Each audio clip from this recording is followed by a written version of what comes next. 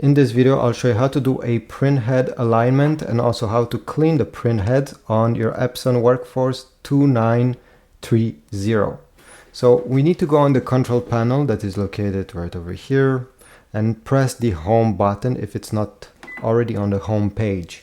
Then using these arrows, you're gonna press a few times until you select maintenance.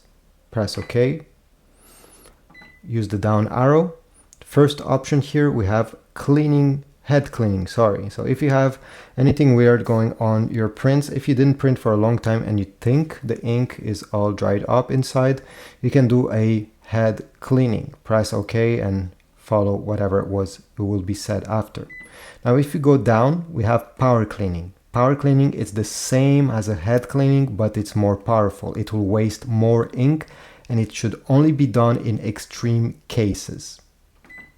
Then you have print head alignment. So if you need that, if let's say your text is misaligned, press OK. Once you select this, you have vertical alignment or horizontal. Now, if you don't know which one to choose, this is not that important. You can actually do both.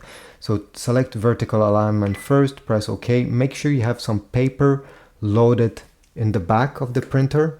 Okay, I have some paper there because it will print a page. Press print here, wait.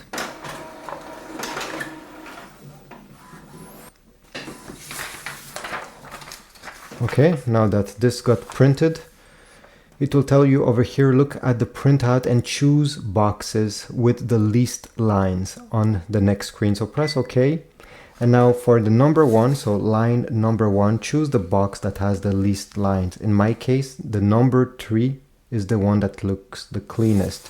So I'll go over here and select number 3, press OK, and you need to do the same thing for every other line. So line number 2, which one has the least lines? I would say 5, 6, no, 5 I think looks better. So I'll go over here, select 5 with the up and down arrow and press OK. Each time do this, okay?